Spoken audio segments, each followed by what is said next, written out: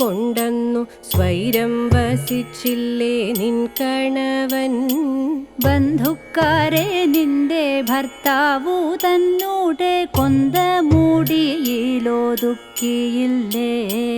രാധയെ പണ്ടു ചുമലിലെടുത്തില്ലേ നാണം കൂടാതെ നിൻ പ്രാണനാഥൻ.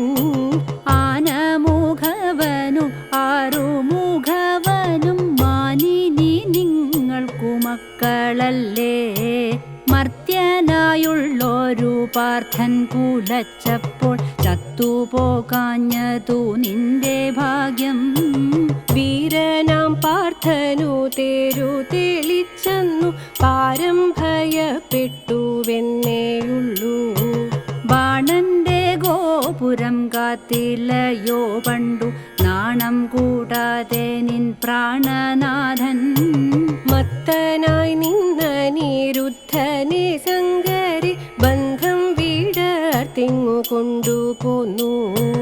കണ്ഠം കറുത്തതു കൊണ്ടു സൗഭാഗത്വമുണ്ടെന്ന ഭാവം നിൻ കാന്തനുള്ളിൽ. കണ്ഠം കറുത്തതു കൊണ്ടു നീ ഭാഷിച്ചാൽ കണ്ടാലുമൊക്കെ കറുത്തമേനി. ഭർത്താക്കന്മാരെ കൊണ്ടിത്തരം നാം തമ്മിൽ വിസ്തരിക്കുന്നതു കഷ്ടം കഷ്ടം. നന്നല്ല എന്നുള്ളതെന്നുള്ളിലും തോന്നി ധന്യഗിരി കന്നെ പാർത്താലും നീ. ഇത്തമരുൾ ചെയ്തിരുവരുമൊന്നിച്ചു തൃക്കൈയും കോർത്തു പീഡിച്ചും കൊണ്ട് ഒട്ടും മമത പൂണ്ടൊട്ടുമേ വൈകാതെ സൗമ്യഹൃദയരയാത്രയായി. സൗമ്യഹൃദയരയാത്രയായി വൈകുണ്ഠം തന്നിൽ ഭഗവതിയും പോയി കൈലാസത്തേക്കങ്ങു പാർവതിയും. കാലുഷ്യമേറ്റമകന്നു പോയിടണേ കാലക്കേടുതികൾ മാറ്റിയിടണേ. കാലക്കേടുതികൾ മാറ്റിയിടണേ.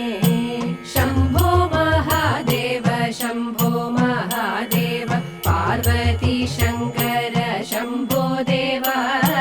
കൃഷ്ണ ഹരേ ജയ കൃഷ്ണ ഹരേ ജയ ലക്ഷ്മി ഹരേ ജയ കൃഷ്ണ ഹരേ.